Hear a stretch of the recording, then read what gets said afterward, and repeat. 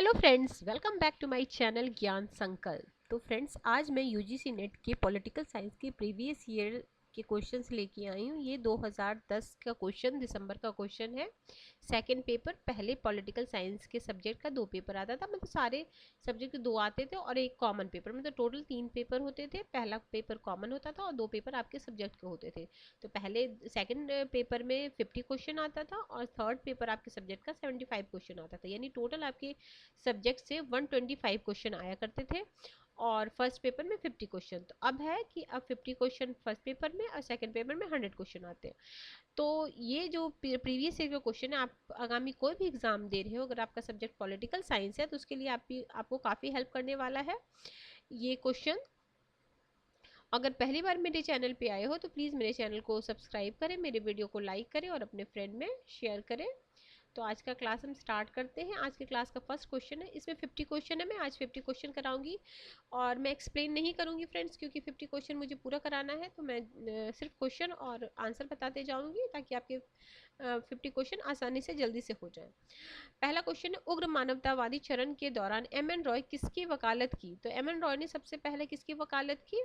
तो उन्होंने दल विहीन व्यवस्था की वकालत की। नेक्स्ट कोई, हाँ, उनके बुक का नाम बिल्कुल ध्यान रखना। उनकी बुक ये वाला इंडिया इन ट्रांजिशन तो कई बार मैच द फॉलोइंग में करने को आता है। इसके अलावा India problems and its solution, reason, romanticism and revolution, नव मानवतावाद। नेक्स्ट क्वेश्चन, अंबेडकर ने अपनी पुस्तक दी अनटचेबल में अछूत के उद्भव के लिए निम्नलिखित में से कौन सा सिद्धांत प्रस्तुत किया? तो उन्होंने अछूत का बौद्ध धर्म उद्भव का सिद्धांत उसमें किया। नेक्स्ट क्वेश्चन है, सेंट ऑगस्टाइन की द सिटी ऑफ गॉड, यानी सेंट ऑगस्टाइन की बुक का नाम है द सिटी ऑफ गॉड, निम्नलिखित पर प्रथम पुस्तक समझा जाता है। तो किस पे प्रथम पुस्तक समझा जाता है? इतिहास का दर्शन के संबंध में ये प्रथम पुस्तक समझा जाता है।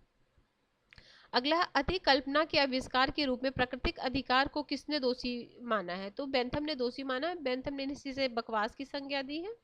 तो अगर क्वेश्चन को ऐसे मॉडिफाई कर दे कि प्राकृतिक अधिकार की आलोचना निम्नलिखित में से किसने किया है, तो उसमें भी बेंथम का नाम आ जाएगा। अगला है, पूंजीवादी व्यवस्था के अंतर्गत एक व्यक्ति की स्वतंत्रता को बचाने के लिए छुटपुट समायोजन के सुझाव किस सिद्धांत ने दिया है? तो ये दिया है आपका उदारवादी व्यक्तिवादी सिद्धांत ने। नेक्स्ट क्वेश्चन है, इस बात पर किसने जोर दिया कि सरकार का प्रकार आर्थिक और भौगोलिक कारकों पर निर्भर करता है? तो ये बोले थे जीन बोंदा ने। नेक्स्ट क्वेश्चन, अहिंसा के साथ सत्याग्रह को मिला देने के से आप विश्व को अपने कदम में ले आएंगे? तो ऐसा बोले थे आपको Mahatma Gandhi, option number B. Next question, question number 8, द्वंदात्मक पद्धति सर्वप्रथम किसने प्रतिपादित किया? तो ये हीगल ने प्रतिपादित किया। उसके बाद मार्क्स ने उनसे लिया था, ठीक है। अगला है, असर्शन रीजन का क्वेश्चन है, राज्य न तो प्रभु के हाथ का कार्य है, न ही सर्वोच्च भौतिक शक्ति का परिणाम, न ही संकल्प या रूढ़ी की उत्पत्ति है, न ही परिवार का मात्र विस्तार है, क्योंकि राज्य प्राकृतिक विकास की संस्था है। तो दोनों सही है और सही इसकी व्याख्या कर रहा है। तो option number A is the right answer. अगला है, मानव चेतना स्वतंत्रता की चाह करता है, स्वतंत्रता अधिकारों की मांग करती है और अधिकार राज्य की मांग करता है, क्योंकि राज्य संविधान अधिकारों की अत्यधिक सुरक्षा गारंटी है। Option number A is the right answer.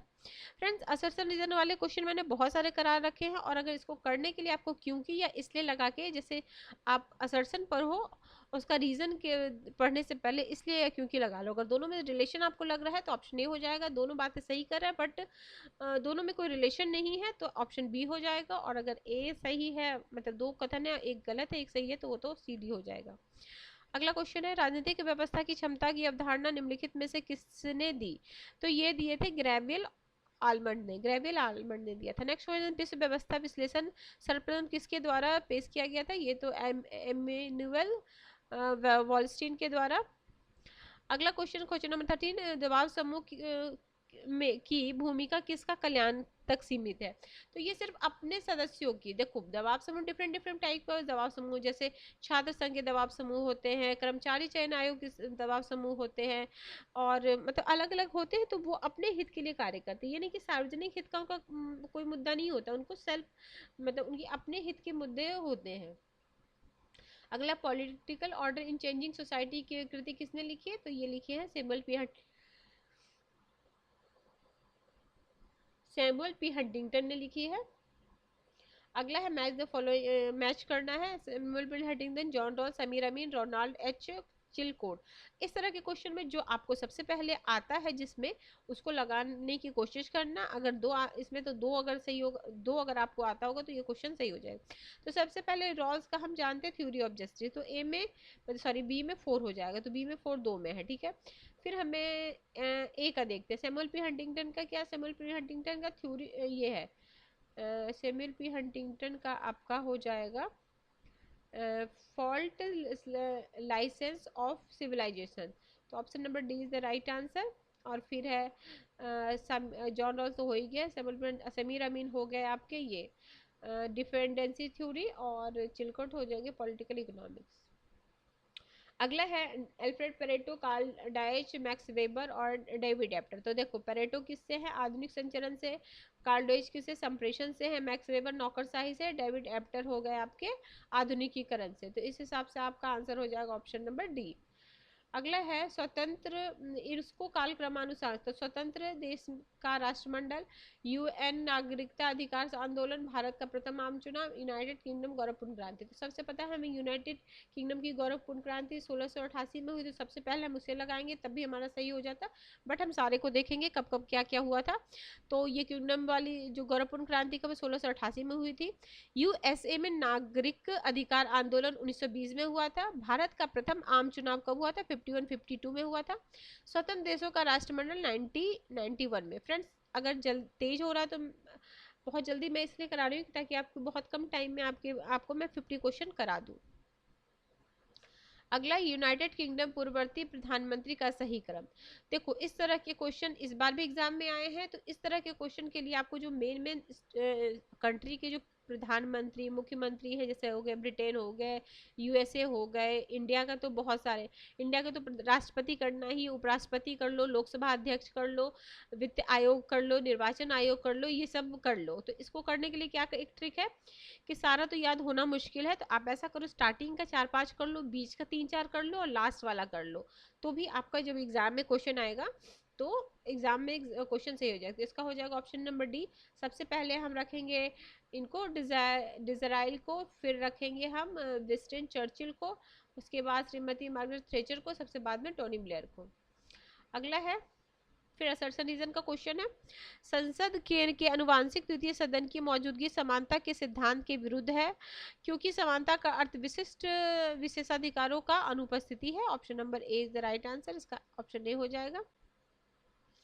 अगला है लोकतांत्रिक देश में सरकार वर्ग और संपत्ति के अंतर की उपेक्षा करता है, क्योंकि लोकतांत्रिक देश में वोट देने और राजनीतिक में सहभागिता करने का अधिकार इस तथ्य से निर्धारित होता है कि वे वयस्क नागरिक हैं। तो दोनों सही है और सही व्याख्या ऑप्शन नंबर ए। अगला, भारत में साम्यवादी मार्क्सवादी की स्थापना कब हुई थी, तो वो 1964 में हुई थी। अगर सिर्फ पूछे मार्क्सवादी पार्टी की कब हुई थी, तो 1925 में हुई थी। Next question, annihilation of caste किसकी कृति है। बहुत ही कॉमन क्वेश्चन, बहुत ही बार पूछा गया और बहुत ही कॉमन क्वेश्चन है, अंबेडकर का बुक है। अगला, भारतीय संविधान के किस अनुच्छेद निर्वाचन आयोग की स्थापना की गई है, तो 324 में की गई है। आगे है the Indian constitution cornerstone of a nation कृति किसकी है, तो ये ग्रेवियल ऑस्टिन की है। Option number C is the right answer. अगला सेशन रीजन का फिर से क्वेश्चन आ गया, राज्य का राज्यपाल मुख्यमंत्री द्वारा पदच्युत नहीं होता, ठीक है। राज्य का राज्यपाल निर्वाचित नहीं होता, बिल्कुल सही बात है, बट दोनों एक्सप्लेन नहीं करा, दोनों अलग अलग बातें कह रहे हैं, बट दोनों बातें सही कह रहे हैं। नेक्स्ट क्वेश्चन है, भारतीय संविधान का अनुच्छेद 352 आपातकालीन स्थिति की घोषणा से संबंधित है। आपातकाल की स्थिति किसी भी समय उत्पन्न हो सकता है, बिल्कुल नहीं। तो ये ए सही है बट आर गलत है। Option number C is the right answer. Next question है, इसको भी मैच करना है। सईद अहमद खान, जयप्रकाश नारायण, बाल गंगाधर तिलक, एम के गांधी। तो एम के गांधी का यंग इंडिया हो जाएगा, केसरी हो जाएंगे अब बाल गंगाधर तिलक, जयप्रकाश नारायण संपूर्ण क्रांति, और सैयद अहमद खान हो जाएंगे अलीगढ़ आंदोलन। तो इसका आंसर हो जाएगा option number B is the right answer. मैं मैच कर दे रही हूँ, देखो सईद अहमद अलीगढ़, जयप्रकाश ये गांधी जी हो जाएंगे यंग इंडिया, और बाल गंगाधर हो जाएंगे तिलक, और ये तिलक और मराठा उन्होंने लिखा था, और संपूर्ण क्रांति जयप्रकाश नारायण। ठीक है, तो ए में हो जाएगा आपका सेकंड, बी में हो जाएगा फर्स्ट, सी में हो जाएगा तीसरा ही और चौथा। ठीक है, अगला है क्रिप्स प्रस्ताव भारत सरकार अधिनियम, मंत्रिमंडल मिशन योजना या कैबिनेट मिशन योजना भी इसे बोलते हैं। कैबिनेट मतलब मंत्रिमंडल होता है उसको इंग्लिश में, और इसमें हिंदी में मंत्रिमंडल होता है, ध्यान रखना है इस बात को। नागरिक अवज्ञान आंदोलन, ठीक है।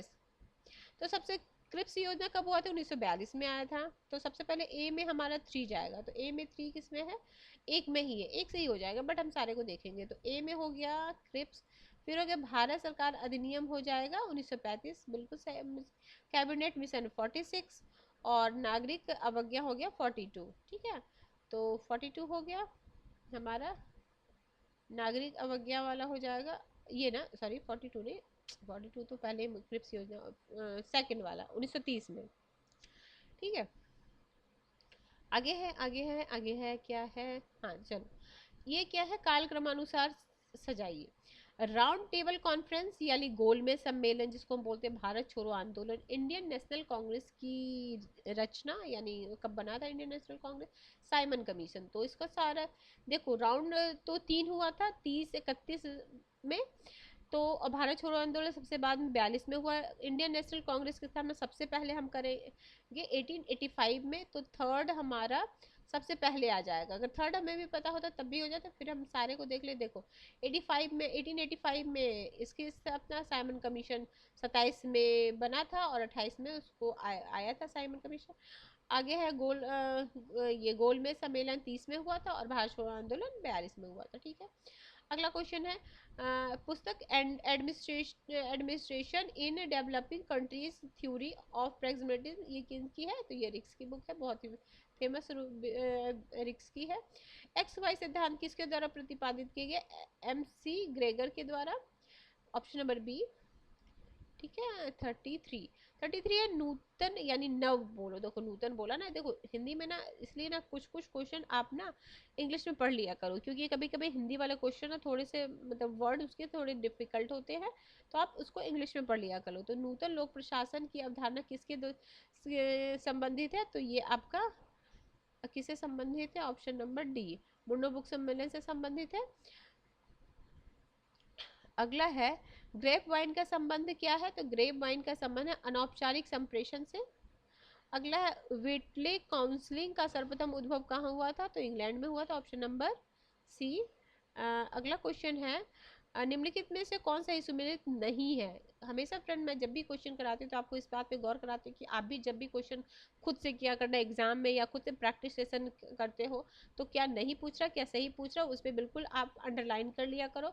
अगर ऑनलाइन पेपर होता है तो अंडरलाइन तो नहीं करते, लेकिन बिल्कुल हम इस बात पे गौर करेंगे, उसके बाद हम ऑप्शन पढ़ेंगे।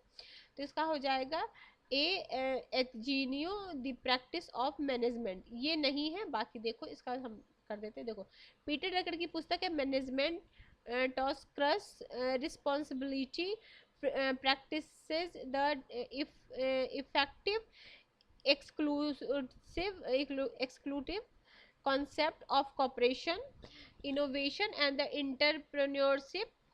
और राइट वाल्डो की है नवलोक प्रशासन के क्षेत्र में एक महत्वपूर्ण रचना, public administration in time of turbulence. ठीक है, the practice of management Peter Drucker की पुस्तक है, अन्य सभी सुमेलित है। तो ये वाला जो है ये पीटर ड्रकर की है, इनकी नहीं है, तो option number B is the right answer. अगला, अब जो सही है उस पर आपको गौर करना है, जो गलत है वो तो गलत ही है, बट जो सही है साइमन की एडमिनिस्ट्रेटिव बिहेवियर आपको पता होगा। रेनिस लिकर्ट का है the human organization. Dwight Waldo का है idea and the issues in public administration. लेखा अनुदान का अर्थ है, तो लेखा अनुदान का यदि 1 अप्रैल से पहले बजट पारित नहीं हुआ है तो वह करने के लिए संसद द्वारा किसी भी अनुदान की अग्रिम स्वीकृति, option number D is the right answer. अगला है क्वेश्चन नंबर आपका 38। तो 38 क्या बोल रहा है? आप क्वेश्चन को पढ़ो, मैं भी पढ़ती हूँ, 1 मिनट रुकना, 1 मिनट। क्या है? निम्नलिखित सिद्धांत उपागमों के प्रतिपादन का सही अनुक्रम बताइए। तो मानवीय संबंध का सिद्धांत, मैक्स वेबर का नौकरशाही सिद्धांत, नूतन यानी नव लोक प्रबंध प्रबंध बोल रहा, निर्णय सिद्धांत। तो सबसे पहले ना आपको थर्ड को सबसे लास्ट में रखना था, तो अगर थर्ड को आप लास्ट में रखते तभी आपका सही हो जाता। और सबसे पहले क्या हो जाएगा, सबसे पहले हो जाएगा मैक्स वेबर, फिर फर्स्ट हो जाएगा, फिर फोर्थ, फिर थर्ड। ठीक है, देखो मैक्स वेबर नौकरशाही के सिद्धांत 1920 में, मानवीय संबंध 27 से 32, निर्णय निर्माण 1945, निर्णय सिद्धांत 1945, और ये कब हुआ था, मुर्नोबिक सम्मेलन 1968। अगला फिर मैच करना है, टेलर है, एच साइमन है, एल्टन म्यो है, रिक्स है। तो देखो रिक्स है परिस्थिति की यानी डी का सेकंड, तो डी का सेकंड हमारा एक में ही है, तो एक सही आंसर आ गया। टेलर का क्या वैज्ञानिक प्रबंध, तो आपका ये फर्स्ट हो जाएगा। फिर है साइमन का, क्या है, साइमन का निर्णयन है यानी इसका फोर हो जाएगा। और एल्टन म्यो का तो हॉर्थोन प्रयोग सबको पता है, सॉरी सॉरी ये थर्ड हॉर्थोन। अगला है, अब असर्शन रीजन का फिर से क्वेश्चन है, प्रशासनिक सिद्धांत में हर्बर्ट साइमन ने प्रत्यक्षवादी उपागम का अनुपालन किया। ठीक है, अनुपालन किया क्योंकि यह उस मान्यता पर आधारित है कि मूल्यों की अपेक्षा तथ्यों को ध्यान में लेने से प्रशासन का विज्ञान बनाया जा सकता है। तो option number is the right answer.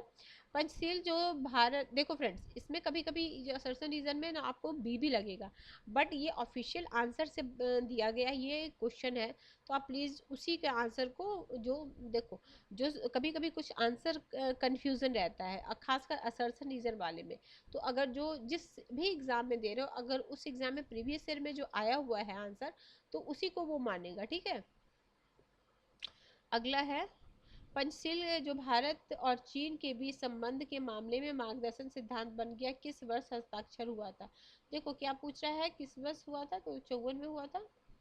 ठीक है, अगला है जी, ये वाला, हाँ G8 का सदस्य निम्नलिखित में कौन सा कौन नहीं है, तो G8 में ये नहीं है, चीन नहीं है। अगला, अंतर्राष्ट्रीय न्यायालय के निर्णय बंधनकारी होते हैं उन सब देशों के लिए जो अंतर्राष्ट्रीय न्यायालय की से संविधिक में भाग लेते हैं। अगला है, निम्नलिखित में कौन यथार्थवादी संप्रदाय के साथ संबंधित नहीं है, देखो नहीं है पूछ रहा है, तो ऑल्डसन हेक्सले, ऑर्सन हेक्सले। अब ये तो है, अब यथार्थवादी से कौन कौन संबंधित है ये ध्यान कर लो, मैक्स वेबर हो गए, हेंजे मर्गनथाउ तो है ही बिल्कुल, और एडवर्ड एच कार है। ठीक है,